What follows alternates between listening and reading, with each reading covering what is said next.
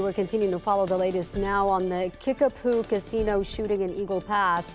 2 people are dead, several others were injured in that shooting. The suspected gunman, 34-year-old Kickapoo Jones, led authorities on a chase before being caught in Wilson County. Meredith Haas has the latest. So we learned 2 of those victims in that shooting are women, and they were brought here to University Hospital. One of those women, a 22-year-old who was discharged. The other is a 59-year-old woman who University Health tells us is still hospitalized but is currently listed in fair condition. Hours after Kickapoo Jones was apprehended in Wilson County, FBI agents executed a search warrant at an apartment complex on Patricia Drive near Castle Hills. A neighbor of Jones knew him as a friend who didn't bother anyone. She told KENS 5 what happened when authorities showed up to their complex. We heard a flashbang. I could see the SWAT team ran upstairs, and then we were waiting for stuff to go down, and then another flashbang, and then I guess there wasn't anybody there. Because everything kind of just calmed down. But they were here for 3 or 4 hours. It was crazy. 2 people died in this shooting. 5 others were injured. After the shooting, the search for Jones began. We do know Jones was able to get past a border checkpoint into Wilson County while trying to escape authorities. DPS troopers chased Jones to a Circle K gas station in Stockdale just before 8 a.m. Sunday. Following a pursuit, officers fired at Jones's truck, partially disabling it. He continued driving before being taken down with a taser. This is an ongoing investigation. When we have updates, we'll bring them to you on air and online at KENS5.com. Meredith Haas, KENS 5. And now to a stunning twist in a murder case that has haunted Austin for more than 30 years. On December 6, 1991, 4 teenage girls were found shot and killed in a yogurt shop. Decades later now, a DNA match was just discovered in the case.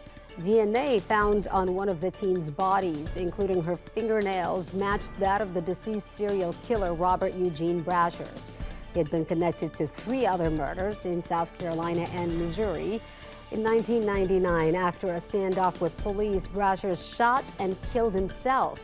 The victims were 13-year-old Amy Ayers, 17-year-old Eliza Thomas, 17-year-old Jennifer Harbison, and 13-year-old Sarah Harbison. Austin's police chief says their work is not over, and the department will continue to work with other law enforcement partners to make sure the case moves forward with integrity. President Trump plans to send 200 National Guard troops to Portland, Oregon, claiming the city is, quote, war-ravaged. President Trump says the troops will protect ICE facilities under siege from attack by Antifa and other domestic terrorists, he said. The declaration sparked protests in Portland. State officials filed suit against the administration, challenging the deployment. Oregon's governor says the president is not listening to local leaders about what is really needed to combat crime and mental health issues. When the president and I spoke yesterday, I told him in very plain language that there is no insurrection or threat to public safety that necessitates military intervention in Portland or any other city in our state. President Trump earlier authorized the use of federal troops in Memphis, Tennessee, and they're set to arrive as early as today. Agents from 13 agencies will make up the Memphis Safe Task Force to help local law enforcement fight crime. Puerto Rican star Bad Bunny will bring his Latin trap and reggaeton swagger to the NFL's biggest stage next year. The Grammy winner is going to headline the Super Bowl halftime show. He said, quote, "What I'm feeling goes beyond myself. It's for those who came before me and ran countless yards so that I could come in and score a touchdown. And this is for my people, my culture, and our history." So Bad Bunny also recently wrapped a residency in Puerto Rico. The Super Bowl is set to take place at Levi Stadium in Santa Clara, California on February 8th.